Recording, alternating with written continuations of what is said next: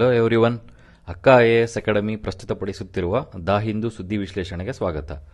ಇಂದು December 14ರ important editorials ಏನೇನಿದೆ ಅದರ ಬಗ್ಗೆ ನಾವು ಅಧ್ಯಯನ ಮಾಡಬಹುದು. ಇವತ್ತಿನ ಇಂಪಾರ್ಟೆಂಟ್ ಇಶ್ಯೂಸ್ ಏನೇನಿದೆ ಅನ್ನೋದ್ರ ಬಗ್ಗೆ ನೋಡೋಣ. ಮೊದಲನೇದು, ಇವತ್ತು 4 ಆರ್ಟಿಕಲ್ಸ್ಗಳನ್ನ ನಾವು ನೋಡ್ಬೋದು. ಒಂದು, USA ರ್ಯಾಪಿಡ್ ಆ್ಯಕ್ಷನ್ ಬೆಟಾಲಿಯನ್ ಅಂತ ಬಾಂಗ್ಲಾದೇಶದ ಒಂದು ಸೆಕ್ಯೂರಿಟಿ ಏಜೆನ್ಸಿ, ಅದರ ಮೇಲೆ ಸ್ಯಾಂಕ್ಷನ್ ಹೇರಿದ್ದಾರೆ, ಅದರ ಬಗ್ಗೆ ನಾವು ನೋಡ್ಬೋದು. ಒಂದು. ಎರಡನೇದು, ಅಮೇರಿಕಾ ಸ್ಟ್ರಾಟಜಿಕ್ ಡಿಲೆಮಾ ಅಂತ ಅಂದರೆ ಅಫ್ಘಾನಿಸ್ತಾನದಿಂದ ಅಮೇರಿಕಾದವರು ಹೊರ ಬಂದ ಮೇಲೆ ವರ್ಲ್ಡ್ನಲ್ಲಿ ಜಿಯೋ ಪೊಲಿಟಿಕಲ್ ಚೇಂಜಸ್ ಏನೇನು ಆಗ್ತಿದೆ, ಅದರ ಇಂಪ್ಲಿಕೇಶನ್ಸ್ ಏನು ಅನ್ನೋದ್ರ ಬಗ್ಗೆ ಒಂದು ಆರ್ಟಿಕಲ್ ಇದೆ, ಅದರ ಬಗ್ಗೆ ನೋಡೋಣ. ಮೂರನೇದಾಗಿ, ಗ್ಲೋಬಲ್ ಗೇಟ್ವೇ ಪ್ಲಾನ್ ಅಂದರೆ ಯುರೋಪಿಯನ್ ಯೂನಿಯನ್ ಅವರು ಮಾಡಿರೋಂಥ ಈ ಪ್ಲಾನ್ನ ಆಬ್ಜೆಕ್ಟಿವ್ಸ್ ಏನು, ಇದರ ಯಾವ ಉದ್ದೇಶದಿಂದ ಮಾಡಿದ್ದಾರೆ ಅನ್ನೋ ಒಂದು ಆರ್ಟಿಕಲ್ ಇದೆ, ಅದೊಂದು.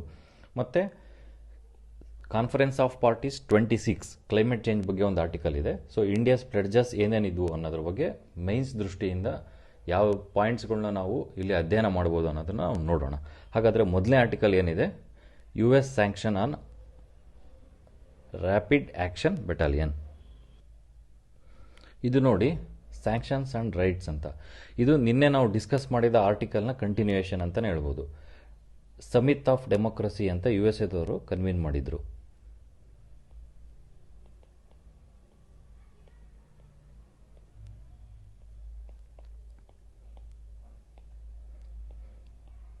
ನೂರ 10ಕ್ಕಿಂತನೂ ಹೆಚ್ಚು ದೇಶಗಳು ಇದರಲ್ಲಿ ಪಾರ್ಟಿಸಿಪೇಟ್ ಮಾಡಿದ್ವು. ಇಂಡಿಯಾ ಕೂಡ ಇದರಲ್ಲಿ ಪಾರ್ಟಿಸಿಪೇಟ್ ಮಾಡಿತ್ತು. ನಿನ್ನೆ ಅದನ್ನು ನೋಡಿದ್ವಿ. ಪ್ರಧಾನಿ ಮೋದಿ ಅವರು ಕೂಡ ಡೆಮೋಕ್ರಸಿ ರಕ್ಷಣೆಗೆ ಇಂಡಿಯಾದಲ್ಲಿ ಯಾವ್ಯಾವ ಆಬ್ಜೆಕ್ಟಿವ್ಸ್ನ ನಾವು ಅಚೀವ್ ಮಾಡಬೇಕು ಅಂತ ಹೇಳಿದ್ರು, ಅದನ್ನು ನೋಡಿದ್ವಿ.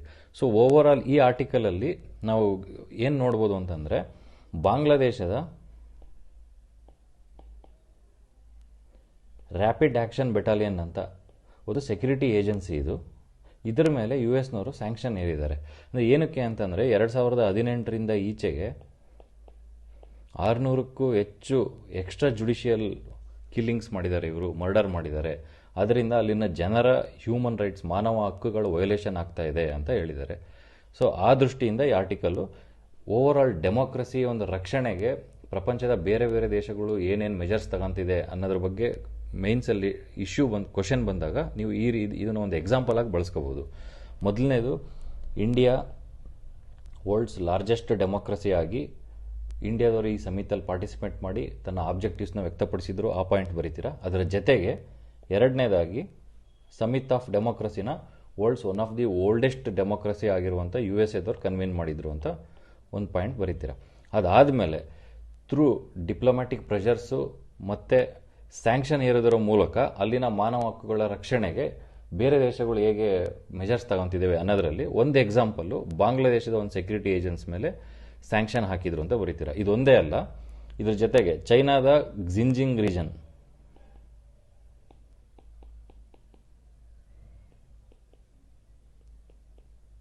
ಈ ಕ್ಸಿಂಜಿಂಗ್ ರೀಜನ್ನಲ್ಲಿ ಉಯ್ಗರ್ಸ್ ಅಂತ ಒಂದು ಕಮ್ಯುನಿಟಿ ಬರುತ್ತೆ, ಉಯ್ಗುರ್ ಕಮ್ಯುನಿಟಿ ಅಂತ, ಮುಸ್ಲಿಂ ಮೈನಾರಿಟಿ ಕಮ್ಯುನಿಟಿ ಇದು. ಇವ್ರ ಮೇಲೆ ಮಾನವ ಹಕ್ಕುಗಳ ಉಲ್ಲಂಘನೆ ಮಾಡ್ತಾ ಇದೆ ಚೀನಾ ಅಂತ ಅಂದು, ಚೀನಾದಲ್ಲಿ ಈಗ ವಿಂಟರ್ ಒಲಿಂಪಿಕ್ಸ್ ಸ್ಟಾರ್ಟ್ ಆಗ್ತಾ ಇದೆ, ಅಲ್ಲಿ ಕೂಡ ಅಮೆರಿಕದವರು ನಾವು ಡಿಪ್ಲೊಮ್ಯಾಟಿಕ್ ಬಾಯ್ಕಾಟ್ ಮಾಡ್ತೀವಿ, ಅಲ್ಲಿ ಯಾವುದೇ ಒಂದು ಅಫಿಷಿಯಲ್ ರೆಪ್ರೆಸೆಂಟೇಷನ್ ಮಾಡಲ್ಲ ಅಂತ ಹೇಳಿದರು. ಅದೇ ರೀತಿ ನಾರ್ತ್ ಕೊರಿಯಾ ಕೆಲವು ಸಿಟಿಜನ್ಸ್ ಮೇಲೆ ಸ್ಯಾಂಕ್ಷನ್ ಹಾಕಿದ್ದಾರೆ, ಮತ್ತು ಶ್ರೀಲಂಕಾದಲ್ಲಿ ಮಿಲಿಟರಿ ಅಫಿಷಿಯಲ್ಸ್ ಮೇಲೂ ಸ್ಯಾಂಕ್ಷನ್ ಹಾಕಿದ್ದಾರೆ. ಅದೇ ರೀತಿ ಮಯನ್ಮಾರ್ನಲ್ಲಿ ನೋಡಿ, ಮಿಲಿಟರಿ ಆಡಳಿತ ಬಂದಿತ್ತು, ಅಲ್ಲೂ ಮಾನವ ಹಕ್ಕುಗಳ ಉಲ್ಲಂಘನೆ ಆಗ್ತಾ ಇದೆ ಅಂತ ಮಯನ್ಮಾರ್ನಲ್ಲಿ ಕೂಡ ಕೆಲವು CMs ಆಫ್ ಸ್ಟೇಟ್ಸ್ ಮೇಲೆ ಇವರು ಆ್ಯಕ್ಷನ್ನ ವಿಧಿಸಿದರು. ಇವೆಲ್ಲ ಏನಕ್ಕೆ ಮಾಡ್ತಿದ್ದಾರೆ ಅಂತಂದರೆ, ಇದ್ರ ಮೂಲಕ ಪ್ರೆಷರ್ ಕ್ರಿಯೇಟ್ ಮಾಡಬೇಕು ಅಲ್ಲಿನ ಒಂದು ಅಫಿಷಿಯಲ್ಸ್ಗಳ ಮೇಲೆ, ಆಗ ಮಾನವ ಹಕ್ಕುಗಳು ಹಾಗೂ ಪ್ರಜಾಪ್ರಭುತ್ವದ ರಕ್ಷಣೆಗೆ ಅದರಿಂದ ರಕ್ಷಣೆ ಉಂಟಾಗುತ್ತೆ ಅಂತ ಒಂದು ಕಾರಣಕ್ಕೆ ಇದನ್ನು ಮಾಡಿದರು. ಸೊ ಓವರ್ ಆಲು ನೀವು ಇದನ್ನು ಯಾವ ರೀತಿ 2 ಪಾಯಿಂಟ್ ಅಷ್ಟೇ ಇಲ್ಲಿ ಇಂಪಾರ್ಟೆಂಟ್ ಆಗಿ ನೋಡಬೇಕು. ಒಂದು, ಸಮಿಟ್ ಆಫ್ ಡೆಮೋಕ್ರಸಿ ಮಾಡಿದರು, ಇನ್ನೊಂದು ಥ್ರೂ ಮಿಲಿಟರಿ ಸ್ಯಾಂಕ್ಷನ್ಸು, ಬೇರೆ ಬೇರೆ ಫಿನಾನ್ಷಿಯಲ್ ಸ್ಯಾಂಕ್ಷನ್ಸ್ ಮೂಲಕ ಪ್ರೆಷರ್ ಕ್ರಿಯೇಟ್ ಮಾಡ್ತಾ ಇದ್ದಾರೆ. ಇದರಿಂದ ಮಾನವ ಹಕ್ಕುಗಳ ಉಲ್ಲಂಘನೆ ಆಗೋದು ಕಡಿಮೆ ಆಗುತ್ತೆ ಅಂತ ನೀವು ಇದರಲ್ಲಿ ನೋಡ್ಬೋದು. ಮತ್ತು ಇನ್ನೊಂದು, ಪ್ರಿಲಿಮ್ಸ್ ದೃಷ್ಟಿಯಿಂದ ಕ್ಸಿಂಜಿಯಾಂಗ್ ರೀಜನ್, ಈ ಮ್ಯಾಚ್ ದ ಫಾಲೋಯಿಂಗಲ್ಲಿ ಕೇಳ್ಬೋದು ಎಲ್ಲಿದೆ ಕ್ಸಿಂಜಿಯಾಂಗ್ ರೀಜನ್ ಅಂತ, ಇದು ಚೈನಾದಲ್ಲಿ ಬರುತ್ತೆ. ಮತ್ತು ಅಲ್ಲಿರೋ ಕಮ್ಯುನಿಟಿನೂ ಯಾವುದು ಇಂಪಾರ್ಟೆಂಟ್ ಅನ್ನೋದು ಕೇಳ್ತಾರೆ ಒಂದೊಂದು ಸತಿ. ಸೊ ಇದನ್ನು ಮ್ಯಾಚ್ ದ ಫಾಲೋಯಿಂಗಲ್ಲಿ ಪ್ರತಿ ವರ್ಷ ಕ್ವಶನ್ ಇದ್ದೇ ಇರುತ್ತೆ. ಉಯ್ಗರ್ ಕಮ್ಯುನಿಟಿ ಎಲ್ಲಿ ಬರುತ್ತೆ ಅಂತಂದರೆ ಚೈನಾ. ಇದನ್ನು ಪ್ರಿಲಿಮ್ಸ್ ದೃಷ್ಟಿಯಿಂದ ನೀವು ನೋಡ್ಬೋದು. ಇದು ಮೊದಲನೇ ಆರ್ಟಿಕಲ್. ಇದು ನೋಡಿ, ಎರಡನೇ ಆರ್ಟಿಕಲ್ ಏನಿದೆ ಅಂತಂದರೆ, ಇದು ಅಮೆರಿಕ ಅಫ್ಘಾನಿಸ್ತಾನದಿಂದ ಹೊರಗಡೆ ಬಂದ ಮೇಲೆ ವರ್ಲ್ಡ್ ಗ್ಲೋಬಲ್ ಆರ್ಡ್ರಲ್ಲಿ ಏನೇನು ಬದಲಾವಣೆಗಳಾಗ್ತಾ ಇದ್ದಾವೆ, ಅದರ ಇಂಪ್ಲಿಕೇಶನ್ಸ್ ಏನೇನು ಅಂತಂದು ಸವಾಲುಗಳು ಏನೇನಿದ್ದಾವೆ ಅನ್ನೋದ್ರ ಬಗ್ಗೆ ಆರ್ಟಿಕಲ್ ಇದೆ. ಈ ಆರ್ಟಿಕಲ್ ನಾವು ಅಧ್ಯಯನ ಮಾಡೋದಕ್ಕಿಂತ ಮುಂಚೆ ಪ್ರಿಲಿಮ್ಸ್ ಪರ್ಸ್ಪೆಕ್ಟಿವಿಂದ ಒಂದು 3 ಪಾಯಿಂಟ್ ಇದರಲ್ಲಿ ಇಂಪಾರ್ಟೆಂಟ್ ಆಗುತ್ತೆ. ಒಂದನೇದು ಇದರಲ್ಲಿ ಕೊಟ್ಟಿರೋದ್ರಲ್ಲಿ ಔಕಸ್ ಪಾರ್ಟ್ನರ್ಶಿಪ್ ಅಂತ ಕೇಳ್ತಾನೆ. ಇದು ಯಾರ್ಯಾವ ದೇಶಗಳ ನಡುವೆ ಅಂತ ಇದರಲ್ಲೇ ಇದೆ ನೋಡಿ. ಒಂದು ಆಸ್ಟ್ರೇಲಿಯಾ, UK, USA ಅಂತ ಇವ್ರು 3 ಜನ ಸೇರಿಬಿಟ್ಟು ಈ ಪಾರ್ಟ್ನರ್ಶಿಪ್ನ ಮಾಡಿದ್ರು. ಇದು ಒಂದು ಸೆಕ್ಯೂರಿಟಿ ಪಾರ್ಟ್ನರ್ಶಿಪ್. ಔಕಸ್ ಪಾರ್ಟ್ನರ್ಶಿಪ್ ಅಂತ ಕೇಳಿದ್ರೆ security partnership between Australia, UK and US ಅಂತ ನೀವು ಇದು ಮಾಡಬೇಕು. ಎರಡನೇದು ವಿಯೆನ್ನಾ ಟಾಕ್ಸ್ ಅಂತ ಏನಾದರೂ ಕೇಳಿದರೆ ಯಾವುದ್ರ ಬಗ್ಗೆ ವಿಯೆನ್ನಾ ಟಾಕ್ಸ್ ಅಂತ, ಇದು ಇರಾನ್ ನ್ಯೂಕ್ಲಿಯರ್ ಡೀಲ್ ಬಗ್ಗೆ ವಿಯೆನ್ನಾ ಟಾಕ್ಸ್ ಅಂತಂದು ನಾವು ಕರಿಬೋದು. ಮೂರನೇದು JCPOA ಅಂತಂದರೆ ಏನು ಅಂತಂದರೆ joint comprehensive plan of action. ಇದು ಕೂಡ ಇವೆರಡು ಇರಾನ್ನ ನ್ಯೂಕ್ಲಿಯರ್ ಡೀಲ್ ಬಗ್ಗೆ ಮಾಡಿದ್ದು. ಈ ಜಾಯಿಂಟ್ ಕಾಂಪ್ರಹೆನ್ಸಿವ್ ಪ್ಲಾನ್ ಆಫ್ ಆ್ಯಕ್ಷನ್ನ P5+1 ಕಂಟ್ರೀಸ್ ಮಾಡಿದ್ರು. P5 ಅಂತಂದ್ರೆ ಏನು? 5 ಪರ್ಮನೆಂಟ್ ಜನ ಮೆಂಬರ್ಸು ಯುನೈಟೆಡ್ ನೇಷನ್ ಸೆಕ್ಯೂರಿಟಿ ಕೌನ್ಸಿಲಲ್ಲಿ. USA, UK, Russia, France, China, ಅದು 5 ಜನ ಪರ್ಮನೆಂಟ್ ಮೆಂಬರ್ಸು ಪ್ಲಸ್ ಜರ್ಮನಿ. ಇವರೆಲ್ಲ ಸೇರಿ ಇರಾನ್ ನ್ಯೂಕ್ಲಿಯರ್ ಡೀಲ್ನ ಟಾಕ್ಸ್ ಮಾಡಿದ್ರು 2015ರಲ್ಲಿ. ಇದನ್ನ JCPOA ಅಂತ ಕರೀತಾರೆ. ಇದು ನ್ಯೂಸ್ನಲ್ಲಿ ಇರುತ್ತಲ್ಲ, ಪ್ರಿಲಿಮ್ಸಲ್ಲಿ ಕೇಳುವಂಥ ಸಾಧ್ಯತೆ ಇರುತ್ತೆ. ಅಂದರೆ ವಿಯೆನ್ನಾ ಟಾಕ್ಸ್ ರೀಸೆಂಟ್ಲಿ ನ್ಯೂಸ್ ಅಂತ ಕೇಳ್ತಾರೆ, ಅದು ಇರಾನ್ ಬಗ್ಗೆ. ಇದು ಪ್ರಿಲಿಮ್ಸ್ ದೃಷ್ಟಿಯಿಂದ ಇದು. ಹಾಗಾದರೆ ಈ ಆರ್ಟಿಕಲ್ ಏನು ಹೇಳುತ್ತೆ ಅಂತಂದರೆ, ಈಗ ನೋಡಿ,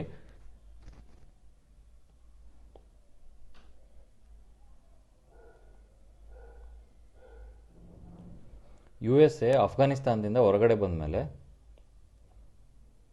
ಅದನ್ನು 2 ರೀತಿ ಇಂಟರ್ಪ್ರಿಟ್ ಮಾಡ್ಬೋದು. ಒಂದು, ಅವ್ರು ವಾಲಂಟ್ರಿಯಾಗಿ ಹೊರಗಡೆ ಬಂದರು ಅಂತ ಕೆಲವು ಆಥರ್ಸ್ ಹೇಳಿದರೆ, ಇನ್ನು ಕೆಲವರು ಅಮೇರಿಕ ಫೇಲ್ಯೂರ್ ಆಯಿತು, 20 ವರ್ಷ ಅಫ್ಘಾನಿಸ್ತಾನದಲ್ಲಿದ್ದರೂ ಕೂಡ ತಾಲಿಬಾನ್ ತಡೆಗಟ್ಟುವಲ್ಲಿ ಅದು ಸಕ್ಸಸ್ ಆಗಲಿಲ್ಲ, ಆದ್ದರಿಂದ ಸೂಪರ್ ಪವರ್ ಆದ ಅಮೇರಿಕಾಗೆ ಇದೊಂಥರ ಮಿಲಿಟರಿ ಸೆಟ್ ಬ್ಯಾಕ್. ಇದು ಒಂದು ಸೂಪರ್ ಪವರೇ ಈ ರೀತಿ ಹಿಂಜರಿದಾಗ ಏನಾಗುತ್ತೆ ಅಂತಂದರೆ ಬೇರೆ ಬೇರೆ ದೇಶಗಳು ಅದ್ರ ವಿರುದ್ಧ ಬರೋಕ್ಕೆ ಒಂದು ಸಾಧ್ಯ ಆಗುತ್ತೆ ಅಂತ ಆ ಪರ್ಸ್ಪೆಕ್ಟಿವಲ್ಲಿ ಇದನ್ನು ಬರೆದಿದ್ದಾನೆ. ಇದನ್ನು ಜನರಲ್ ಆಗಿ ನೋಡೋದಾದ್ರೆ ನಾವು ಇದನ್ನು ಯಾವ ರೀತಿ ಮೈನ್ಸಲ್ಲಿ ಕೇಳ್ತಾನೆ, ಇಲ್ಲ SAL ಆಗಿರ್ಬೋದು.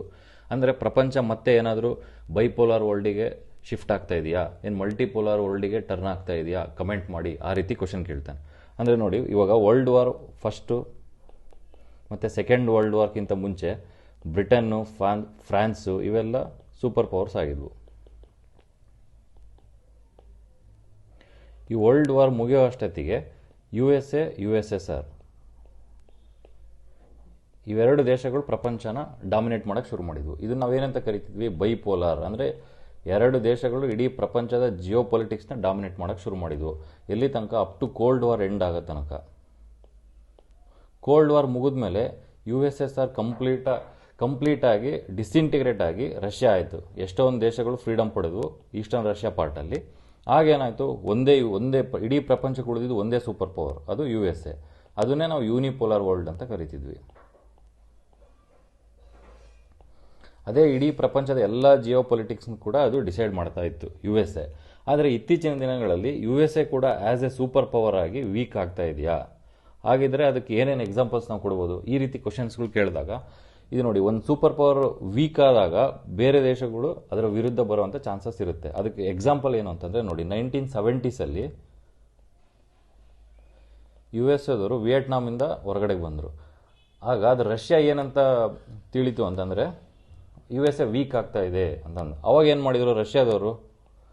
ಅಫ್ಘಾನಿಸ್ತಾನದ ಮೇಲೆ ಅಗ್ರೆಸಿವ್ ಆಗಿ ಪುಷ್ ಮಾಡಿ 1978ರಲ್ಲಿ ಅಫ್ಘಾನಿಸ್ತಾನನ ಸೀಸ್ ಮಾಡ್ಕೊಂಡ್ರು. ಆಮೇಲೆ ಅಲ್ಲಿ 10 ವರ್ಷ 11 ವರ್ಷ ರೂಲ್ ಮಾಡಿದ ನಂತರ 1989ನಲ್ಲಿ ಅಫ್ಘಾನಿಸ್ತಾನದಿಂದ ರಷ್ಯಾದವರು ಅಲ್ಲಿ ಮುಜಾಹಿದೀನ್ ವಿರುದ್ಧ ಫೈಟಲ್ಲಿ ಅವ್ರಿಗೆ ಗೆಲ್ಲಕ್ಕಾಗದೇ ಇದ್ದಾಗ ಮತ್ತೆ ವಿತ್ಡ್ರಾಲ್ ಆದರು ರಷ್ಯಾ. ನೋಡಿ, ರಷ್ಯಾ ವಿತ್ಡ್ರಾಲ್ ಆದಾಗ ಅಲ್ಲಿ ಸೋವಿಯತ್ ಯೂನಿಯನ್ ಇದ್ದಿದ್ದು ಅಲ್ಲಿ ಈಸ್ಟರ್ನ್ ಪಾರ್ಟ್ ಏನಿತ್ತು ಅದೆಲ್ಲ ಡಿಸ್ಇಂಟಿಗ್ರೇಟ್ ಆಗಿ ಎಷ್ಟೊಂದು ದೇಶಗಳು ಇಂಡಿಪೆಂಡೆನ್ಸ್ ಪಡೆದುಬಿಟ್ವು ಆ ಟೈಮಲ್ಲಿ. ಅದೇ ರೀತಿ ನೋಡಿ, ಈಗ USA ಯಾವ್ಯಾವ ಸ್ಥಿತಿ ಇದೆ, ಯಾವ್ಯಾವ ಇದರಲ್ಲಿ USA ಈಗ ಸಕ್ಸಸ್ಫುಲ್ ಆಗಿಲ್ಲ ಅಂತ ಎಕ್ಸಾಂಪಲ್ ಆಗಿ ನಾವು ನೋಡೋದಾದರೆ, ಮೊದಲನೇ ನೋಡಿ, ಲಿಬಿಯಾ ಮತ್ತು ರಷ್ಯಾ ಎಕ್ಸಾಂಪಲ್ ಆಗಿ ತಾಳಿ. ಲಿಬಿಯಾದಲ್ಲಿ ಸ್ಟೆಬಿಲಿಟಿ ಕ್ರಿಯೇಟ್ ಮಾಡೋಕ್ಕಾಗಲಿಲ್ಲ ಇದಕ್ಕೆ. ಎರಡನೇದು, ರಷ್ಯಾ 2014ರಲ್ಲಿ ಉಕ್ರೇನ್ನ ಕ್ರೀಮಿಯಾ ಭಾಗವನ್ನು ವಶಪಡಿಸ್ಕೊಂಡಾಗ ಕೂಡ ಅಮೇರಿಕಕ್ಕೆ ತಡೆಯೋಕ್ಕಾಗಲಿಲ್ಲ, ಅದೊಂದು ಪಾಯಿಂಟು. ಮತ್ತು ಸಿರಿಯಾದಲ್ಲಿ ಕೂಡ ರಷ್ಯಾ ಸ್ಟ್ರಾಟಜಿನ ಕೌಂಟರ್ ಮಾಡೋಕ್ಕಾಗಲಿಲ್ಲ ಅಮೇರಿಕಾಗೆ. ಈಗ ಫೈನಲಾಗಿ ನೋಡಿ, ಅಫ್ಘಾನಿಸ್ತಾನದಲ್ಲಿ ಕೂಡ ಸಕ್ಸಸ್ಫುಲ್ಲಿ ಅಲ್ಲಿ ಕ್ಯಾಂಪೇನ್ ಮುಗಿಸ್ದಲೇ ಹೊರಗಡೆಗೆ ಬಂದರು. ಇದೆಲ್ಲ ಕಾರಣದಿಂದ ಏನಾಗ್ತಾ ಇದೆ, ಇದೆಲ್ಲ ಅಮೇರಿಕಾಗೆ ಒಂದು ಚಾಲೆಂಜಸ್ ಕ್ರಿಯೇಟ್ ಆಗ್ತಾ ಇದೆ.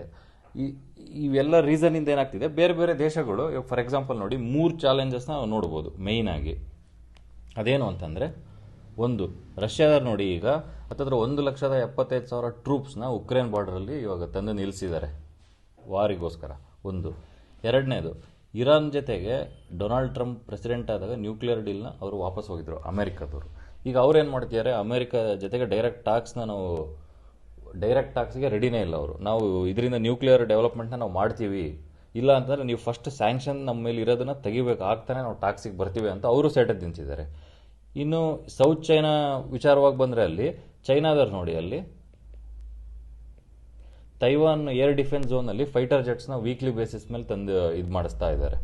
ಸೊ ಇದರಿಂದ ಏನು ನಾವು ಅರ್ಥ ಮಾಡ್ಕೊಳ್ಬೋದು ಅಂತಂದರೆ, ಒಂದು USA ಸೂಪರ್ ಪವರ್ ಒಂದು ಸ್ಟೇಟಸ್ಗೆ ಇವರೆಲ್ಲ ಚಾಲೆಂಜ್ ಮಾಡ್ತಾ ಇದ್ದಾರೆ, ಚೈನಾ ಆಗಿರ್ಬೋದು, ರಷ್ಯಾ ಆಗ್ಬೋದು. ಇದರಿಂದ ಅಮೆರಿಕಾಗೆ ಏನಾಗ್ತಾ ಇದೆ, ಒಂದು ಸ್ಟ್ರಾಟಜಿಕ್ ಡಿಲೇಮಾ ಆಗ್ಬಿಟ್ಟಿದೆ. ಒಂದು ಕಡೆ ಚೈನಾನ ಕೌಂಟರ್ ಮಾಡಬೇಕು, ಇಲ್ಲ ರಷ್ಯಾ ವಿರುದ್ಧ ಇದು ಮಾಡಬೇಕು, ಯಾವ್ಯಾವ ರೀತಿ ಅಲಯನ್ಸ್ಗಳನ್ನ ನಾವು ಮಾಡ್ಕೋಬೇಕು. ಇದನ್ನೇ ನಾವು ಮತ್ತೆ ಏನಾದರೂ ಈ ಯೂನಿಪೋಲಾರ್ ವರ್ಲ್ಡ್ ಅಂದರೆ USA ಡಾಮಿನೇಷನಿಂದ ಮತ್ತೆ USA ವರ್ಸಸ್ ಚೈನಾ,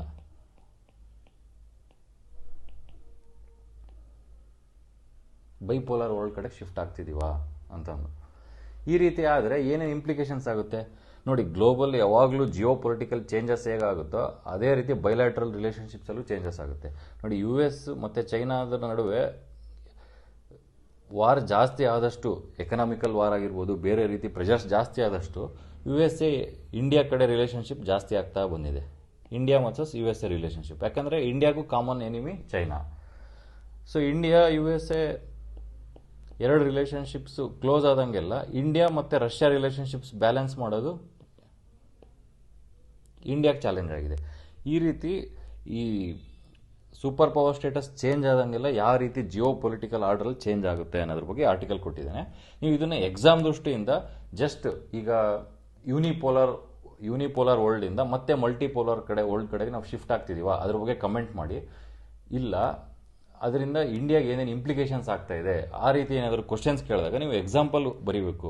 ಹೌದು, ಈಗ USA ಯಾವ್ಯಾವ ಇದರಲ್ಲಿ ಫೇಲ್ ಆಗಿದೆ ಅಂತ ಕೊಡ್ಬೇಕಾದ್ರೆ ಅಫ್ಘಾನಿಸ್ತಾನ, ಲಿಬಿಯಾ, ಸಿರಿಯಾ ಮತ್ತು ಕ್ರೀಮಿಯಾ ಅನೆಕ್ಸೇಷನ್ ಆಫ್ ರಷ್ಯಾ ಇದನ್ನೆಲ್ಲ ಎಕ್ಸಾಂಪಲ್ ಆಗಿ ಕೊಟ್ಟು ಇಂಡಿಯಾ ಯಾವ ರೀತಿ ಚೈನಾ ಥ್ರೆಟ್ನ ಕೌಂಟರ್ ಮಾಡೋಕ್ಕೆ USA ರಿಲೇಷನ್ಶಿಪ್ಸ್ ಜೊತೆಗಿದೆ, ಅದೇ ರೀತಿ ಡಿಫೆನ್ಸ್ ಡೆವಲಪ್ಮೆಂಟಿಗೋಸ್ಕರ ರಷ್ಯಾ ಜೊತೆ ಯಾವ ರೀತಿ ತಮ್ಮ ಬೈಲ್ಯಾಟ್ರಲ್ ರಿಲೇಷನ್ಶಿಪ್ನ ಬ್ಯಾಲೆನ್ಸ್ ಮಾಡ್ತಾ ಇದೆ ಅಂತ ನೀವು ಆನ್ಸರ್ ಬರೀಬೇಕು. ಆ ದೃಷ್ಟಿಯಿಂದ ಆರ್ಟಿಕಲ್ ಇಂಪಾರ್ಟೆಂಟ್ ಆಗುತ್ತೆ.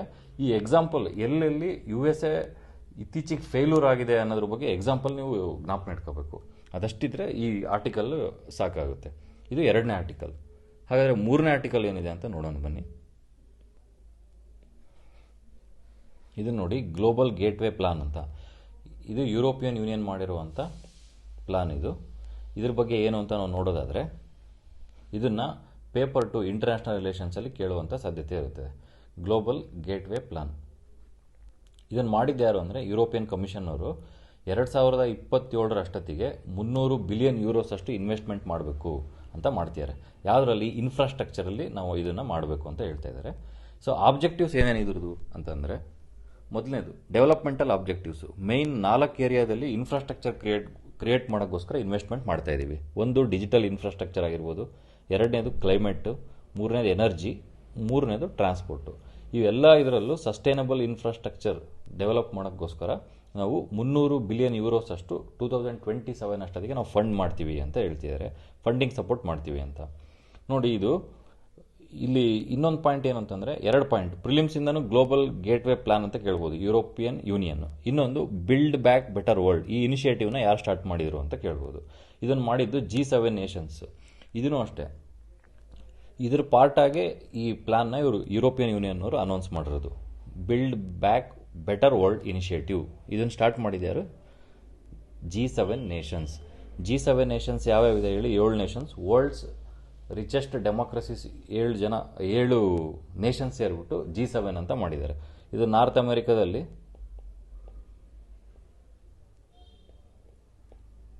USA, ಕೆನಡಾ, ಇದರಲ್ಲಿ ನೋಡಿ ಯುರೋಪಲ್ಲಿ UK, ಫ್ರಾನ್ಸು, ಜರ್ಮನಿ, ಇಟಲಿ, ಏಷ್ಯಾದಿಂದ ಜಪಾನ್. ಇವೇ ನೋಡಿ 7 ನೇಷನ್ಸ್ ಇದೆ. ಇವು ಸೇರಿಬಿಟ್ಟು G7 ಅಂತ ಮಾಡಿದರು. ಇದಕ್ಕೆ ರಷ್ಯಾ ಸೇರಿಬಿಟ್ಟು G8 ಅಂತ ಇತ್ತು. ಅವ್ರು ಕ್ರೀಮಿಯಾನ ಅನೆಕ್ಸೇಷನ್ ಮಾಡಿದ್ಮೇಲೆ ರಷ್ಯಾದಿಂದ ತೆಗೆದುಬಿಟ್ಟು G7 ಅಂತ ಮಾಡಿದರು. ಸೊ ಇದೆಲ್ಲ ಗ್ಲೋಬಲ್ ಗೇಟ್ವೇ ಪ್ಲಾನ್ ಆಗಿರ್ಬೋದು, ಇವು build back better world initiative, ಇದನ್ನೆಲ್ಲ ಮಾಡೋಕ್ಕೆ ರೀಸನ್ ಏನು ಅಂತಂದರೆ, ಇದೊಂಥರ ಚೈನಾದು ಬೆಲ್ಟ್ ಆ್ಯಂಡ್ ರೋಡ್ ಇನಿಷಿಯೇಟಿವ್ ಇದೆಯಲ್ಲ, ಇದಕ್ಕೆ ಕೌಂಟರ್ ಆಗಿ ಮಾಡ್ತಾ ಇದ್ದಾರೆ ಅಂತಂದು ಇದು ಕೊಟ್ಟಿರೋದು. ಸೊ ಇದು ಬೆಲ್ಟ್ ಆ್ಯಂಡ್ ರೋಡ್ ಇನಿಷಿಯೇಟಿವ್ಸ್ನ ಚೈನಾದವರು 2013 ಮಾಡಿದರು. ಏನು, ಲ್ಯಾಂಡು ಮತ್ತು ಮ್ಯಾರಿಟೈಮ್ ಇನ್ಫ್ರಾಸ್ಟ್ರಕ್ಚರ್ ನಾವು ಡೆವಲಪ್ ಮಾಡಿ ಏಷ್ಯಾಯಿಂದ ಯುರೋಪ್, ಆಫ್ರಿಕಾ ಎಲ್ಲದನ್ನು ಕನೆಕ್ಟಿವಿಟಿ ಮಾಡ್ತೀವಿ, ಅದರಿಂದ ಟ್ರೇಡು ಮತ್ತು ಎಕನಾಮಿಕ್ ಡೆವಲಪ್ಮೆಂಟ್ ಆಗುತ್ತೆ ಅಂತ ಇದನ್ನು ಮಾಡಿದರು. ಬಟ್ ಇದರಲ್ಲಿ ನೆಗೆಟಿವ್ಸ್ ಏನೇನಿದೆ ಅಂತಂದರೆ, ಇದು ಬರೇ ಡೆವಲಪ್ಮೆಂಟಿಗೋಸ್ಕರ ಅಷ್ಟೇ ಎಲ್ಲ ಮಾಡ್ತಿರೋದು. ಚೈನಾದು ಹಿಡನ್ ಅಜೆಂಡಾ ಬೇರೆದೇ ಇದೆ. ಆದ್ದರಿಂದ ಅದಕ್ಕೆ ಆಲ್ಟರ್ನೇಟಿವ್ ಆಗಿ ನಾವು ಈ ಪ್ಲಾನ್ನ ಮಾಡಬೇಕು ಅಂತ ಇವರು ಯುರೋಪಿಯನ್ ಯೂನಿಯನ್ ಅವ್ರು ಮಾಡಿದ್ದಾರೆ. ಅಂದರೆ ಇದರದ್ದು ಏನೇನು ನೆಗೆಟಿವ್ಸ್ ಅವ್ರು ನೋಡಿದ್ದು ಅಂದರೆ, ಮೊದಲನೇದು ನೋಡಿ, ಡೆಟ್ ಟ್ರ್ಯಾಪ್ ಪಾಲಿಸಿ ಅಂತ ಬರುತ್ತೆ.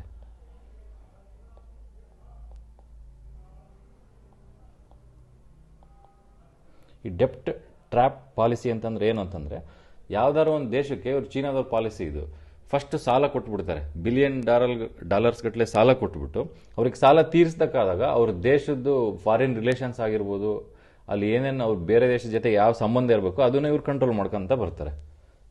ಇವರೇ ಸಾಲ ಕೊಟ್ಟು ಆಮೇಲೆ ಅವ್ರ ದೇಶನ ಕಂಟ್ರೋಲ್ ಮಾಡೋದು, ಇದನ್ನ ಡೆಟ್ ಟ್ರ್ಯಾಪ್ ಪಾಲಿಸಿ ಅಂತ. ಟ್ರ್ಯಾಪ್ ಅಂತ ಹೆಸರಲ್ಲೇ ಇದೆ ನೋಡಿ, ಆ ದೇಶನ ಟ್ರ್ಯಾಪ್ ಮಾಡಿಬಿಡ್ತಾರೆ ಅವರು. ಅವ್ರು ಇಂಡಿಪೆಂಡೆಂಟ್ ಡಿಸಿಷನ್ ಮೇಕಿಂಗ್ ಅವಕಾಶನೇ ಕೊಡಲ್ಲ.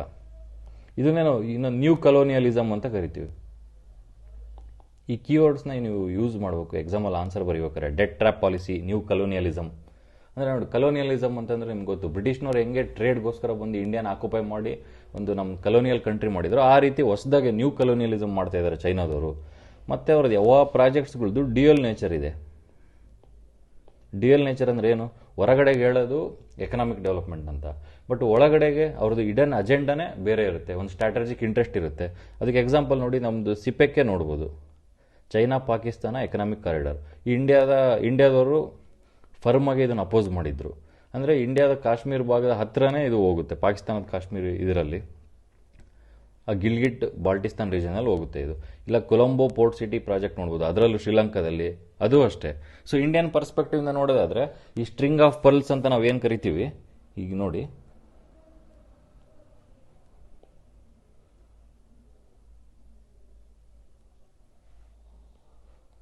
ಇಂಡಿಯಾ ಇದೆ ಅಂತಂದರೆ, ಇಂಡಿಯಾ ಸುತ್ತಲೂ ಅವ್ರದ್ದು ಮಿಲಿಟರಿ ಪ್ರೆಸೆನ್ಸ್ನ ಇಡುವಂಥದ್ದು. ಫಾರ್ ಎಕ್ಸಾಂಪಲ್, ಇಲ್ಲಿ ಬಾಂಗ್ಲಾದೇಶದಲ್ಲಿ ಚಿತ್ತಗಾಂಗ್ ಪೋರ್ಟಲ್ಲಿ, ಇಲ್ಲಿ ಶ್ರೀಲಂಕಾದಲ್ಲಿ ಅಂಬನ್ ತೋಟ, ಇಲ್ಲಿ ಮಾಲ್ಡೀವ್ಸಲ್ಲಿ ರೀಫ್ಯೂಲಿಂಗ್ ಸ್ಟೇಷನ್ಸು, ಈ ಪಾಕಿಸ್ತಾನದ ಗದಾರ್ ಪೋರ್ಟ್ ಮಾಡೋದು, ಈ ರೀತಿ ಮಾಡಿಬಿಟ್ಟು ಇಂಡಿಯಾ ಸುತ್ತಲೂ ಕವರ್ ಮಾಡೋದು. ಇದನ್ನೇ ಸ್ಟ್ರಿಂಗ್ ಆಫ್ ಪರ್ಲ್ಸ್ ಅಂತ ಕರಿತೀವಿ ನಾವು. ಸೆಕ್ಯೂರಿಟಿ ಪ್ರಾಬ್ಲಮ್ಸ್ ಆದಾಗ ಇಮಿಡಿಯೇಟ್ ಅಟ್ಯಾಕ್ ಮಾಡೋಕ್ಕೆ ಈ ರೀತಿ ಒಂದು ಹಿಡನ್ ಅಜೆಂಡಾಯಿಂದ ಈ ರೀತಿ ಬೇರೆ ಬೇರೆ ದೇಶಗಳು ಇನ್ಫ್ಲೂಯೆನ್ಸ್ ಮಾಡ್ತಾರೆ ಇವರು. ಇದೇ ಇದು ಡ್ಯೂಯಲ್ ನೇಚರ್ ಅಂತ ಹೇಳೋದು. ಹೊರಗಡೆಗೆ ಹೇಳೋದು ಬೇರೆ, ಬಟ್ ಒಳಗಡೆ ಇರೋ ಹಿಡನ್ ಅಜೆಂಡಾ ಬೇರೆ. ಈ ಸೆಕ್ಯೂರಿಟಿ ಸ್ಟ್ರಾಟಜಿ ಇಂಟ್ರೆಸ್ಟ್ಸಿಂದ ಈ ರೀತಿ ಮಾಡ್ತಾರೆ. ಇವೆಲ್ಲ ಇದರಲ್ಲಿ ನೆಗೆಟಿವ್ಸ್ ಇದ್ದಾವೆ. ಆದ್ದರಿಂದ ನಾವು ಏನಂತಂದ್ರೆ, ಯುರೋಪಿಯನ್ ಕಮಿಷನ್ ಅವರು ಗ್ಲೋಬಲ್ ಗೇಟ್ವೇ ಪ್ಲಾನ್ ಮಾಡಿದ್ದೀವಿ. ನಮ್ದು ಕಂಪ್ಲೀಟು ಡೆಮೊಕ್ರೆಟಿಕ್ ಪ್ರಿನ್ಸಿಪಲ್ಸ್ ಮೇಲೆ ಇದು ಮಾಡೋದು. ಓವರ್ ಆಲ್ ಈ ಡಿಜಿಟಲ್ಲು, ಕ್ಲೈಮೇಟು, ಎನರ್ಜಿ, ಟ್ರಾನ್ಸ್ಪೋರ್ಟ್, ಈ ಎಲ್ಲ ವಿಚಾರಗಳಲ್ಲಿ ಆ ದೇಶಗಳು, ಆಫ್ರಿಕನ್ ನೇಷನ್ಸ್ ಆಗಿರ್ಬೋದು, ಏಷ್ಯನ್ ನೇಷನ್ಸ್ ಆಗಿರ್ಬೋದು, ಅವ್ರ ಬೆಳವಣಿಗೆ ಅಲ್ಲದೆ ಓವರ್ ಆಲ್ ಪ್ರಪಂಚದ ಒಂದು ಬೆಳವಣಿಗೆಗೂ ಇದು ಸಹಕಾರ ಆಗುತ್ತೆ ಅಂತ ಹೇಳಿದ್ದಾರೆ. ಅದು global gateway plan. Next, connectivity partnership ಯಾರು ಮಾಡಿದ್ದಾರೆ ಅಂತಂದರೆ, ಇದನ್ನು ಇಂಡಿಯಾ ಮತ್ತು ಯುರೋಪಿಯನ್ ಯೂನಿಯನ್ ಅವರು ಅಡಾಪ್ಟ್ ಮಾಡ್ಕೊಂಡಿದ್ದಾರೆ. ಯಾವ್ಯಾವ ಫೀಲ್ಡಲ್ಲಿ ಮಾಡಿದ್ದಾರೆ ಅಂತಂದರೆ, ಡಿಜಿಟಲ್ ಫೀಲ್ಡಲ್ಲಿ ಎನರ್ಜಿ, ಟ್ರಾನ್ಸ್ಪೋರ್ಟ್ ಮತ್ತು ಪೀಪಲ್ ಟು ಪೀಪಲ್ ಕಾಂಟ್ಯಾಕ್ಟ್. ಇದರಲ್ಲಿ ಟ್ರೇಡು ಮತ್ತು ಓವರ್ ಆಲ್ ಡೆವಲಪ್ಮೆಂಟ್ಗೋಸ್ಕರ ಇಂಡಿಯಾ ಮತ್ತು ಯುರೋಪಿಯನ್ ಯೂನಿಯನ್ ಅವರು ಕನೆಕ್ಟಿವಿಟಿ ಪಾರ್ಟ್ನರ್ಶಿಪ್ ಅಂತ ಮಾಡ್ಕೊಂಡಿದ್ದಾರೆ. ಇದೊಂದು ಇಲ್ಲಿ ತುಂಬ ಇಂಪಾರ್ಟೆಂಟ್ ನೋಡಿ. ಮತ್ತು ಈ ಆರ್ಟಿಕಲಲ್ಲಿ ಇನ್ನೊಂದು ವರ್ಡ್ ಮೆನ್ಷನ್ ಮಾಡಿದ್ದಾನೆ, general data protection regulation, GDPR. ಇದನ್ನು ಕೇಳ್ತಾನೆ, GDPR ಮಾಡಿರೋಂಥ ಒಂದು ಆರ್ಗನೈಸೇಷನ್ ಆಗಿರ್ಬೋದು, ದೇಶ ಯಾವುದು ಅಂತ. ಇದು ಯುರೋಪಿಯನ್ ಯೂನಿಯನ್. ನೋಡಿ, ಬಹಳ ಇಂಪಾರ್ಟೆಂಟ್ ಇದು. ಪ್ರಿಲಿಮ್ಸಲ್ಲೂ ಕೇಳುವ ಸಾಧ್ಯತೆ ಇರುತ್ತದೆ. ಮತ್ತು ಮೇನ್ಸಲ್ಲಾದರೆ ಇದನ್ನು ಡಾಟಾ ಆ್ಯಸ್ ಎ ಇಶ್ಯೂ ಬಗ್ಗೆ, ನಾವು ಡಾಟಾ ಪ್ರೊಟೆಕ್ಷನ್ನಿಗೆ ಏನೇನು ಮೆಜರ್ಸ್ ತಗೋಬೇಕು ಅನ್ನೋದ್ರ ಬಗ್ಗೆ ಪ್ರಶ್ನೆ ಬಂದಾಗ ನಾವು ಇದನ್ನು ಮೆನ್ಷನ್ ಮಾಡಲೇಬೇಕು. General data protection regulation European ಯೂನಿಯನ್ನಲ್ಲಿ ಮಾಡಿರೋ ಪ್ರಕಾರ ನಾವು ಇಲ್ಲಿ ಭಾರತ ದೇಶದಲ್ಲೂ ಕೂಡ ಮೆಜರ್ಸ್ ತಗೋಬೇಕು ಅಂತ ಒಂದು ಪಾಯಿಂಟ್ ನೀವು ಇಂಟರ್ನ್ಯಾಷನಲ್ ಎಕ್ಸ್ಪೀರಿಯನ್ಸ್ ಅಂತ ಒಂದು ಹೆಡ್ಡಿಂಗ್ ಹಾಕ್ಬಿಟ್ಟು ಬರೀಬೇಕಾಗುತ್ತೆ, GDPR ಅಂತ. ಈ ಇಂಡಿಯಾದಲ್ಲಿ ನೋಡಿ, ಡಾಟಾ ಪ್ರೊಟೆಕ್ಷನಲ್ಲಿ ನಾವು ನೋಡೋದಾದರೆ ಜಸ್ಟಿಸ್ BN ಕೃಷ್ಣ ಕಮಿಟಿ ಮಾಡಿದರು, ಶ್ರೀಕೃಷ್ಣ ಕಮಿಟಿ ಅಂತ.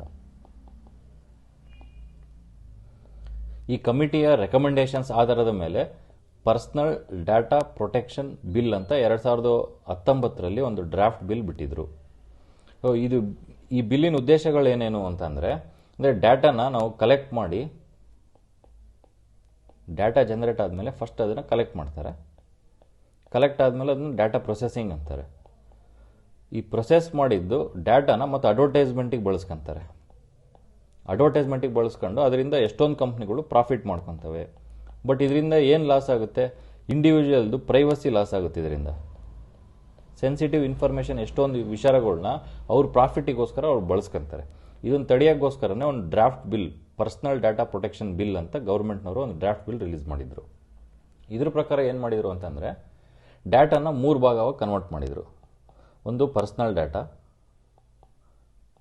ಎರಡನೇದು ಸೆನ್ಸಿಟಿವ್ ಪರ್ಸನಲ್ ಡಾಟಾ, ಮೂರನೇದು ಕ್ರಿಟಿಕಲ್ ಪರ್ಸನಲ್ ಡಾಟಾ ಅಂತ ಇದು ಮಾಡಿದರು. ಪರ್ಸನಲ್ ಡಾಟಾ ಅಂತಂದರೆ ಏನು? ಅದರಲ್ಲಿ ನಮ್ಮ ನೇಮ್ ಇರ್ಬೋದು, ಅಡ್ರೆಸ್ ಇರ್ಬೋದು, ಅದೆಲ್ಲ ಇರೋದನ್ನು ಪರ್ಸನಲ್ ಡಾಟಾ ಅಂತ. ಸೆನ್ಸಿಟಿವ್ ಪರ್ಸನಲ್ ಡಾಟಾ ಅಂತಂದರೆ ನಮ್ಮ ಹೆಲ್ತ್ ಬಗ್ಗೆ ಇನ್ಫಾರ್ಮೇಷನ್ನು,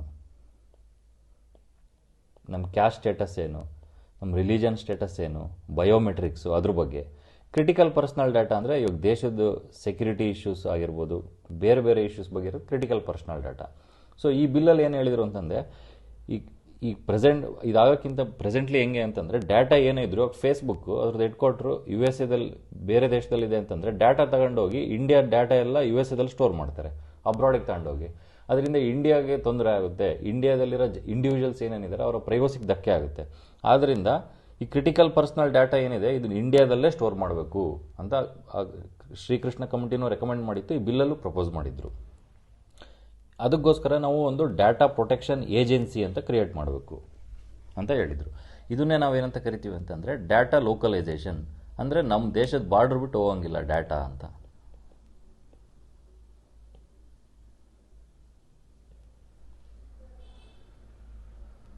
ಹಾಗಾಗಿ ಮತ್ತು ಕೆಲವು ಡಾಟಾನ ಕೊಡಬೇಕಾದ್ರೆ ಡಾಟಾ ಪ್ರೊಟೆಕ್ಷನ್ ಅಥಾರಿಟಿ ಪರ್ಮಿಷನ್ ಇಲ್ಲದೆ ಅವರು ನಮ್ಮ ದೇಶದ ಬಾರ್ಡರ್ ಬಿಟ್ಟು ಡಾಟಾನ ತಗೊಂಡು ಹೋಗಿಲ್ಲ ಅಂತ.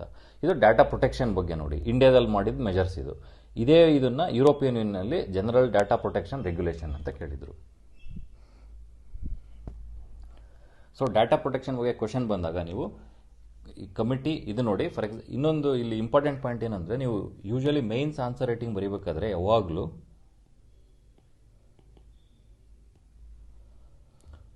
ವರ್ಟಿಕಲ್ ಡೈಮೆನ್ಷನ್ಸು, ಹಾರಿಜೆಂಟಲ್ ಡೈಮೆನ್ಷನ್ಸ್ ಅಂತ ನಾವೇನು ಕರಿತೀವಿ. ವರ್ಟಿಕಲ್ ಅಂದರೆ 1 ಪಾಯಿಂಟ್ ಬರೆದುಬಿಟ್ಟು ಅದ್ರ ಬಗ್ಗೆನೇ ಕಂಪ್ಲೀಟಾಗಿ ಪೇಜ್ ತುಂಬಿಸಿ ಎಕ್ಸ್ಪ್ಲೇನ್ ಮಾಡ್ತಿರ್ತೀರ. ಈ ರೀತಿ ಬರೆದ್ರೆ ಉತ್ತಮ ಅಂಕ ದೊರೆಯುವಲ್ಲಿ ನೀವು ವಿಫಲರಾಗಬೇಕಾಗುತ್ತೆ. ಆದ್ದರಿಂದ ನೀವೇನು ಮಾಡಬೇಕಂದ್ರೆ ಹಾರಿಜೆಂಟಲ್ ಡೈಮೆನ್ಷನ್ಸ್ ಅಂದರೆ ಎಷ್ಟಾಗುತ್ತೋ ಅಷ್ಟು ಬೇರೆ ಬೇರೆ ಡೈಮೆನ್ಷನ್ಸ್ನ ಕವರ್ ಮಾಡ್ಕೊತ ಹೋಗಬೇಕು. ಒಂದೊಂದು ಡೈಮೆನ್ಷನ್ಸ್ ಬಗ್ಗೆ 1 ಇಲ್ಲ 2 ಲೈನ್ ಬರೆದ್ರೆ ಸಾಕು ನೀವು. ಬಟ್ ಮಲ್ಟಿಪಲ್ ಪರ್ಸ್ಪೆಕ್ಟಿವ್ ನಿಮಗೆ ಎಷ್ಟು ಬಂದಿದೆ ಅನ್ನೋದನ್ನು ನಾವು ಅಲ್ಲಿ ಚೆಕ್ ಮಾಡ್ತಾರೆ. ಇವಾಗ ಫಾರ್ ಎಕ್ಸಾಂಪಲ್ ಈ ಡಾಟಾ, ಇವಾಗ ಜನರಲ್ ಡಾಟಾ ಪ್ರೊಟೆಕ್ಷನ್ ರೆಗ್ಯುಲೇಷನ್ ಬಗ್ಗೆ ಹೇಳಿದ್ವಿ ನಾವು. ಇದ್ರ ಬಗ್ಗೆ ಕೇಳಿದಾಗ ನೀವೇನು ಮಾಡ್ತೀರಾ? ಈ ಜಸ್ಟಿಸ್ ಶ್ರೀಕೃಷ್ಣ ಕಮಿಟಿ ಅದ್ರ ಬಗ್ಗೆ ಬರೀತೀರಾ. ಇದರ ರೆಕಮೆಂಡೇಶನ್ ಮೇಲೆ ಪರ್ಸನಲ್ ಡಾಟಾ ಪ್ರೊಟೆಕ್ಷನ್ ಬಿಲ್ ಮಾಡಿದ್ರು, ಅದರ ಆಬ್ಜೆಕ್ಟಿವ್ಸ್ ಏನು ಅಂತ ಬರೀತೀರಾ, ಅದ್ರ ಪ್ರೋಸ್ ಏನು ಕಾನ್ಸ್ ಏನು ಅಂತ. ನೀವು ಎಂಡ್ ಮಾಡ್ಬೇಕಾದ್ರೆ ನೋಡಿ, ನೀವು ಸುಪ್ರೀಂ ಕೋರ್ಟ್ನವರು 2017ರಲ್ಲಿ ಪುಟ್ಟಸ್ವಾಮಿ ಜಡ್ಜ್ಮೆಂಟ್ ಇದರಲ್ಲಿ ಏನು ಹೇಳಿದರು ಅಂತಂದರೆ, ರೈಟ್ ಟು ಪ್ರೈವಸಿ ಏನಿದೆ ಇದು ಫಂಡಮೆಂಟಲ್ ರೈಟ್ ಅಂತ ಹೇಳಿದರು. ಸೊ ಇದನ್ನು ಲಿಂಕ್ ಮಾಡಿ ಒಂದು ಕನ್ಕ್ಲೂಷನ್ ಕೊಟ್ಬಿಡ್ಬೇಕು ನೀವು. ಅಂದರೆ right to privacy fundamental right ಅಂತ ಹೇಳಿದ್ರು, ಅದೇ ರೀತಿ ಡಾಟಾ ಪ್ರೈವಸಿ ಏನು ಅದು ಕೂಡ ಒಂದು ಫಂಡಮೆಂಟಲ್ ರೈಟ್ ಆಗಿರೋದ್ರಿಂದ ಅದನ್ನು ಪ್ರೊಟೆಕ್ಷನ್ ಮಾಡೋಕ್ಕೆ ಗೌರ್ಮೆಂಟ್ನವರು ಈ ರೀತಿ ಮೆಜರ್ಸ್ ತಗೊಂಡಿದ್ದಾರೆ. ಆದ್ದರಿಂದ ಈ ಆಬ್ಜೆಕ್ಟಿವ್ಸ್ ಎಲ್ಲ ಸರಿಯಾಗಿದೆ ಅಂತ ಒಂದು ಕನ್ಕ್ಲೂಷನ್ ಕೊಡ್ತೀರಾ. ಈ ರೀತಿ ಮಲ್ಟಿಪಲ್ ಡೈಮೆನ್ಷನ್ಸ್, ಒಂದು ಕಮಿಟಿ ಬಗ್ಗೆ, ಬಿಲ್ ಬಗ್ಗೆ ನೋಡಿ, ಸುಪ್ರೀಂ ಕೋರ್ಟ್ ಜಡ್ಜ್ಮೆಂಟು, ಎಲ್ಲದನ್ನು ಒಂದೇ ಆನ್ಸರಲ್ಲೇ ಸೇರಿಸ್ಬೇಕು ನೀವು. ಆಗ ನಿಮ್ಮ ಮಾರ್ಕ್ಸ್ ತುಂಬ ಚೆನ್ನಾಗಿ ಬರೋ ಸಾಧ್ಯತೆ ಇರುತ್ತದೆ. ಇದು ಈ 3ನೇ ಆರ್ಟಿಕಲ್ಲು. ನೆಕ್ಸ್ಟ್ ಆರ್ಟಿಕಲ್ ಏನಿದೆ ಅಂತಂದರೆ ಕ್ಲೈಮೇಟ್ ಚೇಂಜ್ ಬಗ್ಗೆ ಇದೆ. ಅದನ್ನೇನಂತ ನೋಡೋಣ. ಇದೆ ನೋಡಿ, ಈ ಆರ್ಟಿಕಲಲ್ಲಿ ಅಷ್ಟು ಎಕ್ಸಾಮಿಗೆ ಬೇಕಾಗಿರೋ ಇಂಪಾರ್ಟೆಂಟ್ ಪಾಯಿಂಟ್ಸ್ ಇಲ್ಲ, ಬಟ್ ಸ್ವಲ್ಪ ನಾವು COP ಕಾನ್ಫರೆನ್ಸ್ ಆಫ್ ಪಾರ್ಟೀಸ್ 26 ಗ್ಲಾಸ್ಗೋದಲ್ಲಿ ನಡೆದಿತ್ತು, climate change conference, United Nations framework convention on climate change ಅಂತ ಇದ್ರದ್ದು. ಸೊ ಅದರಲ್ಲಿ ಇಂಡಿಯಾ ಏನೇನು ಪ್ಲೆಡ್ಜ್ ಮಾಡಿದ್ರು ಅನ್ನೋದು ಭಾಳ ಇಂಪಾರ್ಟೆಂಟ್. ಇದನ್ನು ನೀವು ಮೇನ್ಸಿಗೆ ಈ ಎಲ್ಲ ಫ್ಯಾಕ್ಟ್ಸ್ಗಳನ್ನೂ ಕೋಟ್ ಮಾಡಲೇಬೇಕು ಕ್ಲೈಮೇಟ್ ಚೇಂಜ್ ಬಗ್ಗೆ ಕ್ವಶನ್ ಬಂದಾಗ. ಇದರಲ್ಲಿ 5 ಇಂಪಾರ್ಟೆಂಟ್ ಇಂಡಿಯಾದವರು ಪ್ಲೆಡ್ಜಸ್ ಮಾಡಿದರು, ನಾವು ಇದನ್ನು ಮಾಡ್ತೀವಿ ಅಂತ. ಅದೇನು? ಒಂದು, ನಾನ್ ಫಾಸಿಲ್ ಎನರ್ಜಿ 500 ಗೀಗಾವ್ಯಾಟ್ ಅಷ್ಟು ನಾವು ಪ್ರೊಡ್ಯೂಸ್ ಮಾಡ್ತೀವಿ 2030 ನಾನ್ ಫಾಸಿಲ್ ಅಂತಂದ್ರೆ ಏನು? ಸೋಲಾರ್ ಆಗಿರ್ಬೋದು, ವಿಂಡ್ ಎನರ್ಜಿ ಆಗಿರ್ಬೋದು, ಹೈಡ್ರೋ ಎಲೆಕ್ಟ್ರಿಸಿಟಿಯಿಂದ ಹೈಡ್ರೋ ಎನರ್ಜಿ ಆಗಿರ್ಬೋದು. ಅಂದರೆ ನಾನ್ ಫಾಸಿಲ್ ಸೋರ್ಸ್, ಕೋಲ್ ಬಿಟ್ಟು ಬೇರೆ ಸೋರ್ಸಿಂದ ನಾವು ಎನರ್ಜಿನ 500 ಗೀಗಾವ್ಯಾಟ್ ಅಷ್ಟು ಮಾಡ್ತೀವಿ ಅಂತ ಒಂದು ಟಾರ್ಗೆಟ್ನ ಇಂಡಿಯಾದವ್ರು ಪ್ಲೆಡ್ಜ್ ಮಾಡಿದರು. ಮತ್ತು 2030 ನಮ್ಮದು ಇಂಡಿಯಾದ ಟೋಟಲ್ ಎನರ್ಜಿ ಮಿಕ್ಸ್ ಏನಿದೆ ಅದರಲ್ಲಿ 50% ಅಷ್ಟು ಬರೀ ರಿನವೇಬಲ್ ಎನರ್ಜಿಯಿಂದನೇ ನಾವು ಪ್ರೊಡ್ಯೂಸ್ ಮಾಡ್ತೀವಿ. ಇವಾಗ ಪ್ರೆಸೆಂಟ್ಲಿ ಮೆಜಾರಿಟಿ ನಾವು ಯಾವುದರಿಂದ ಪ್ರೊಡ್ಯೂಸ್ ಮಾಡ್ತಾಯಿದ್ದೀವಿ? ಕೋಲಿಂದ ಪ್ರೊಡ್ಯೂಸ್ ಮಾಡ್ತಾಯಿದ್ದೀವಿ. ಇದನ್ನು ಫಾಸಿಲ್ ಸೋರ್ಸ್ ಅಂತ ನಾವು ಕರಿತೀವಿ. ಬಟ್ ಇದರ ತೊಂದರೆ ಏನಾಗುತ್ತೆ? ಇದರಿಂದ ಗ್ರೀನ್ ಹೌಸ್ ಗ್ಯಾಸಸ್ ತುಂಬ ರಿಲೀಸ್ ಆಗಿ ಕ್ಲೈಮೇಟ್ ಚೇಂಜ್ ಆಗ್ತಾ ಇದೆ. ಆದ್ದರಿಂದ ನಾವೇನು ಮಾಡ್ತೀವಿ? 50% ಅಷ್ಟು ಎನರ್ಜಿನ ರಿನವೇಬಲ್ ಇದರಿಂದನೇ ಪ್ರೊಡ್ಯೂಸ್ ಮಾಡ್ತೀವಿ. 3ನೇದು, 1 ಬಿಲಿಯನ್ ಟನ್ ಅಷ್ಟು ಕಾರ್ಬನ್ ಎಮಿಷನ್ಸ್ನ 2030 ನಾವು ರಿಡ್ಯೂಸ್ ಮಾಡ್ತೀವಿ ಅಂತ ಹೇಳಿದ್ದಾರೆ. ಮತ್ತು 4ನೇದು, ಕಾರ್ಬನ್ ಇಂಟೆನ್ಸಿಟಿನ 45% ಅಷ್ಟು ಇಳಿಸ್ತೀವಿ. ಮೊದಲಿಗೆ 35% ಅಂತ ಹೇಳಿದರು ಪ್ಯಾರಿಸ್ ಇದರಲ್ಲಿ, ಅದು ಇನ್ನೂ ಜಾಸ್ತಿ ಮಾಡಿ 45% ಅಷ್ಟು ನಾವು ಕಾರ್ಬನ್ ಇಂಟೆನ್ಸಿಟಿ ಕಮ್ಮಿ ಮಾಡ್ತೀವಿ ಅಂತ ಹೇಳಿದ್ದಾರೆ. ಕಾರ್ಬನ್ ಇಂಟೆನ್ಸಿಟಿ ಅಂತಂದರೆ ಏನು ಅಂತಂದರೆ, ಓವರಾಲ್ ನಮ್ಮ ದೇಶದ GDP, ಓವರಾಲ್ ಪ್ರೊಡಕ್ಷನ್, ನಾವು ಗೂಡ್ಸು ಸರ್ವಿಸ್ನ ಎಷ್ಟು ಪ್ರೊಡ್ಯೂಸ್ ಮಾಡ್ತೀವಿ ಅದಕ್ಕೆ ಎಷ್ಟು ಗ್ರೀನ್ ಹೌಸ್ ಗ್ಯಾಸ್ ಎಮಿಟ್ ಮಾಡ್ತಾ ಇದ್ದೀವಿ, ಅದನ್ನೇ ಕಾರ್ಬನ್ ಇಂಟೆನ್ಸಿಟಿ ಅಂತ ಕರೀತಾರೆ. ಅದನ್ನು ಕಮ್ಮಿ ಮಾಡ್ತೀವಿ ನಾವು. ಇವಾಗ ಎಷ್ಟಿದೆಯೋ ಅಷ್ಟು 45% ಅಷ್ಟು ಕಮ್ಮಿ ಮಾಡ್ತೀವಿ ನಾವು ಅಂತ ಹೇಳಿದ್ದಾರೆ 2030. ಅಂದರೆ ಯಾವ ರೀತಿ ಕಮ್ಮಿ ಮಾಡ್ಬೋದು? ಒಂದು, ರಿನವೇಬಲ್ ಎನರ್ಜಿಗೆ ಶಿಫ್ಟ್ ಆಗ್ಬೋದು. ಇನ್ನೊಂದು, ಎಫಿಷಿಯನ್ಸಿ, ಟೆಕ್ನಾಲಜಿಕಲ್ ಡೆವಲಪ್ಮೆಂಟ್ ಮಾಡಿ ಅದರಿಂದ ನಾವು ಕಮ್ಮಿ ಮಾಡ್ಬೋದು. ಫಾರ್ ಎಕ್ಸಾಂಪಲ್ ನೋಡಿ, ಪವರ್ ಸ್ಟೇಷನಲ್ಲೇ ಆಗಿರಲಿ, ಕೋಲ್ ಯೂಸ್ ಮಾಡ್ತೀವಿ ನಾವು. ಪವರ್ ಸ್ಟೇಷನಲ್ಲಿ ಇದು ಮಾಡಿದಾಗ ಗ್ರೀನ್ ಹೌಸ್ ಗ್ಯಾಸ್ ಬರಬೇಕಾದ್ರೆ ಅಲ್ಲಿ ಫ್ಲೂ ಗ್ಯಾಸ್ ಡಿಸಲ್ಫರೈಸೇಷನ್ ಅಂತ ಒಂದು ಟೆಕ್ನಾಲಜಿ ಯೂಸ್ ಮಾಡಿದರೆ ಅದೇನು ಮಾಡುತ್ತೆ? ಸಲ್ಫರ್ ಡೈಆಕ್ಸೈಡು ಅಟ್ಮಾಸ್ಫಿಯರಿಗೆ, ವಾತಾವರಣಕ್ಕೆ ಸೇರೋದನ್ನು ತಡೆಯುತ್ತೆ. ಅದರಿಂದ ಏನಾಗುತ್ತೆ? ಗ್ರೀನ್ ಹೌಸ್ ಗ್ಯಾಸ್ ಕಮ್ಮಿ ಆಗುತ್ತೆ. ಸೊ ಇದೇ ಕಾರ್ಬನ್ ಇಂಟೆನ್ಸಿಟಿ ಅವು ಕಮ್ಮಿ ಆಗುತ್ತೆ. ಈ ರೀತಿ ಕಾರ್ಬನ್ ಇಂಟೆನ್ಸಿಟಿನ 45% ಅಷ್ಟು ಕಮ್ಮಿ ಮಾಡ್ತೀವಿ ಅಂತ ಹೇಳಿದ್ದಾರೆ. ಇದನ್ನು ಎಮಿಷನ್ ಇಂಟೆನ್ಸಿಟಿ ಅಂತಲೂ ಕರೀತಾರೆ. ಮತ್ತು ಇದೊಂದು ಭಾಳ ಇಂಪಾರ್ಟೆಂಟು, 2070 ಇಂಡಿಯಾ ನೆಟ್ ಝೀರೋ ಟಾರ್ಗೆಟ್ನ ಅಚೀವ್ ಮಾಡ್ತೀವಿ ಅಂತ ಹೇಳಿದ್ದಾರೆ. ನೆಟ್ ಝೀರೋ ಟಾರ್ಗೆಟ್ ಅಂತಂದರೆ ಏನು ಅಂತಂದರೆ, ನಾವು ವಾತಾವರಣಕ್ಕೆ ಎಷ್ಟು ಎಮಿಟ್ ಮಾಡ್ತಿದ್ದೀವೋ ಗ್ರೀನ್ ಹೌಸ್ ಗ್ಯಾಸು, ಅಷ್ಟು ಗ್ರೀನ್ ಹೌಸ್ ಗ್ಯಾಸ್ನ ಮತ್ತೆ ರಿಮೂವ್ ಮಾಡ್ತೀವಿ ವಾತಾವರಣದಿಂದ ಅಂತ. ಇದನ್ನು ಅಷ್ಟೇ ಯಾವ ರೀತಿಯಿಂದ ರಿಮೂವ್ ಮಾಡ್ಬೋದು? ರಿನವೇಬಲ್ ಎನರ್ಜಿ ಜಾಸ್ತಿ ಯೂಸ್ ಮಾಡೋದು, ಇಲ್ಲ ಫಾರೆಸ್ಟ್ಗಳು ಅಫಾರೆಸ್ಟೇಷನ್ ಜಾಸ್ತಿ ಮಾಡೋದು, ಇಲ್ಲ ಕಾರ್ಬನ್ ಕ್ಯಾಪ್ಚರ್ ಆ್ಯಂಡ್ ಸ್ಟೋರೇಜ್ ಅಂತ ಬೇರೆ ಬೇರೆ ಟೆಕ್ನಾಲಜಿ ಯೂಸ್ ಮಾಡ್ಕೊಂಡು ವಾತಾವರಣದಿಂದ ಕಾರ್ಬನ್ ಡೈಆಕ್ಸೈಡ್ನ ಮತ್ತೆ ರಿಮೂವ್ ಮಾಡೋದು. ಇದು ಆಗೇನಾಗುತ್ತೆ? ನಾವು ಎಷ್ಟು ಎಮಿಟ್ ಮಾಡಿರ್ತೀವೋ ಅಷ್ಟು ವಾತಾವರಣದಿಂದ ಮತ್ತೆ ವಾಪಸ್ ಬರುತ್ತೆ. ಅದನ್ನೇ ನೆಟ್ ಝೀರೋ ಅಂತ ಕರೀತಾರೆ. ಆ ಟಾರ್ಗೆಟ್ ಯಾವ ಇಯರಿಗೆ ಕೊಟ್ಟಿದ್ದಾರೆ ಇಂಡಿಯಾ ಅಂದರೆ 2070. ಅದು ಬೇರೆ ಬೇರೆ ದೇಶಗಳು ಬೇರೆ ಬೇರೆ ಟಾರ್ಗೆಟ್ ಕೊಟ್ಟಿದ್ದಾರೆ. US ನೋಡಿ ನೆಟ್ ಝೀರೋನ 2050 ಮಾಡ್ತೀವಿ ಅಂತ ಹೇಳಿದ್ದಾರೆ. ಚೀನಾದವರು 2060 ಟಾರ್ಗೆಟ್ ಕೊಟ್ಟಿದ್ದಾರೆ. ಇದನ್ನೇ ನೆಟ್ ಝೀರೋ ಅಂತಾರೆ. ಸೊ ಈ 5 ಪ್ಲೆಡ್ಜಸ್ ಏನಿದೆ ಇದು ತುಂಬ ಇಂಪಾರ್ಟೆಂಟ್ ಆಗುತ್ತೆ ಎಕ್ಸಾಮ್ ದೃಷ್ಟಿಯಿಂದ. ಇದನ್ನು ನೀವು ಜ್ಞಾಪ ಮಾಡ್ಕೋಬೇಕು. ಇವು ಇವತ್ತಿನ ಇಂಪಾರ್ಟೆಂಟ್ ಆರ್ಟಿಕಲ್ಸು. ಅದು ಬಿಟ್ಟು 3 ಆರ್ಟಿಕಲ್ಸ್ ಇದೆ. ಸೊ ಅದು ಎಕ್ಸಾಮ್ ದೃಷ್ಟಿಯಿಂದ ಯಾವುದೇ ರೀತಿ ಇಂಪಾರ್ಟೆಂಟ್ ಇಲ್ಲ. ಈ ಆರ್ಟಿಕಲ್ಲು ಫಾರ್ಮುಲಾ 1 ರೇಸ್ ಬಗ್ಗೆ ಇದೆ, ಇದು ಬೇಕಾಗಿಲ್ಲ. ಸೊ ಇದು ಒಂದು ಟೆನ್ನಿಸ್ ರಿಲೇಟೆಡ್ ಇದೆ, ಇದನ್ನು ಸ್ಪೋರ್ಟ್ಸ್ ರಿಲೇಟೆಡ್, ಇದನ್ನು ಎಕ್ಸಾಮ್ ದೃಷ್ಟಿಯಿಂದ ಏನು ಇಂಪಾರ್ಟೆಂಟ್ ಇಲ್ಲ. ಇದು ತಮಿಳುನಾಡು ಪೊಲಿಟಿಕ್ಸ್ ಬಗ್ಗೆ ಇದೆ, ಹಾಗಾಗಿ ಇದನ್ನು ನೋಡುವಂಥ ಅವಶ್ಯಕತೆ ಇಲ್ಲ. ಬಟ್ ಇದರಲ್ಲಿ ಒಂದೇನಂತಂದರೆ ಕೊಂಗು ರೀಜನ್ ಅಂತ ಒಂದು ಮೆನ್ಷನ್ ಮಾಡಿದ್ದಾನೆ. ಅದು ನೀವು ಪ್ರಿಲಿಮ್ಸ್ ಇದರಿಂದ ನೋಡ್ಬೋದು. ಮ್ಯಾಚ್ ದ ಫಾಲೋಯಿಂಗಲ್ಲಿ ಕೊಂಗು ರೀಜನ್ ಯಾವ ಇದರಲ್ಲಿ ಬರುತ್ತೆ ಅಂದರೆ ತಮಿಳುನಾಡಲ್ಲಿ ಬರುತ್ತೆ. ಇದು ಸಂಗಮ್ ಲಿಟ್ರೇಚರಲ್ಲಿ ಕೂಡ ಇದನ್ನು ಮೆನ್ಷನ್ ಮಾಡಿದ್ದಾರೆ. ಹಾಗಾಗಿ ಕೊಂಗು ರೀಜನ್ ಅನ್ನೋ ಒಂದು ದೃಷ್ಟಿಯಿಂದ ನೋಡ್ಬೋದು ಅಷ್ಟೇ. ಅದು ಬಿಟ್ಟರೆ ಏನು ಇಂಪಾರ್ಟೆಂಟ್ ಇಲ್ಲ, ಈ 3 ಆರ್ಟಿಕಲ್ ನೋಡುವಂಥ ಅವಶ್ಯಕತೆ ಇಲ್ಲ. ಸೊ ಓವರಾಲ್ ಇವತ್ತಿನ ಇಂದು ಎಡಿಟೋರಿಯಲ್ ಡಿಸ್ಕಷನ್ ಮುಕ್ತಾಯಗೊಳ್ಳುತ್ತದೆ. ಧನ್ಯವಾದಗಳು.